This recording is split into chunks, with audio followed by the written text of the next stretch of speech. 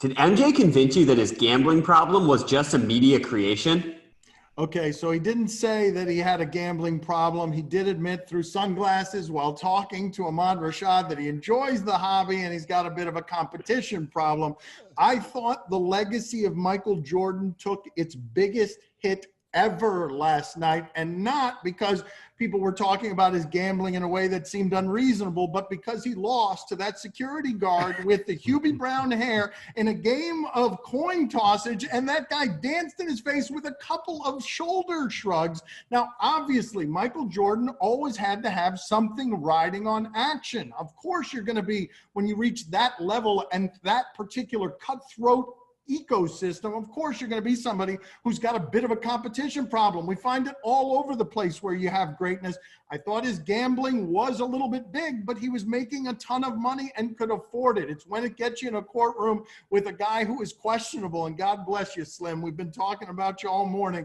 It's when it gets a little close to that you get to an unseemly place where Michael Jordan would never want to be. I feel like the way that we answer this question as of right now depends on two things. A, how you define the word problem, and B, how you receive the idea of a Jerry Curl gentleman named Slim. Because to me, it is a problem once it starts affecting the other parts of your life, right? Do you have a drug problem because you use a lot of drugs? One could make the argument. But the second you sell your TV, it is clear that you have a drug problem. The second that you can't make it to work, it is clear that you have a drug problem. Those don't appear to be the case with Michael Jordan as of what has been presented. So I cannot say he has a problem. He had the money. And to be fair to Mike, and this is something we got to remember, we always go hear about the $57,000 checks that he's sending out. We don't know anything about what checks he's brought back in. Like, I don't know how close he is to zero in this case. But shout out to Slim. The Athletic has a story about Slim Buddha that you should check out, because it kind of sounded like the feds did Slim wrong. And the way Slim sees it, they were coming for Mike. He held Mike down. He ain't heard from Mike since. And I do have to tell you this, Slim. I'm surprised that in 1991, Mike was still hanging out with Jerry Curl dude named Slim. Just so you know that. You got all the Mike time that you had coming. I feel your pain, but Mike had to phase out of that.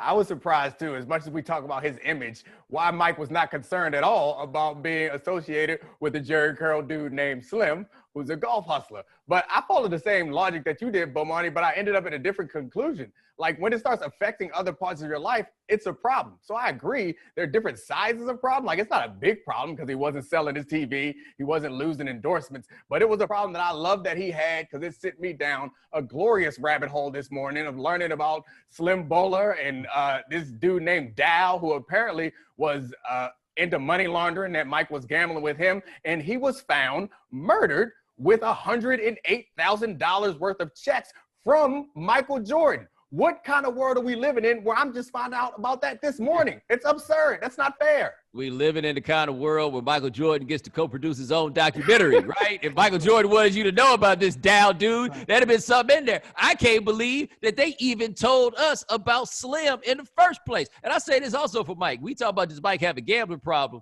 Mike said in that interview that he had a competition problem. I bet Mike looks at all those games where he lost. He was like, nah, what I had there was a losing problem, right? All those problems would have been solved if he had just won. David Falk, if you guys believe David Falk when he says that Michael Jordan turned down for a 2-hour appearance $100 million, that ain't no gambling problem. That ain't no gambling problem. If you got a gambling problem, you don't turn down those appearances.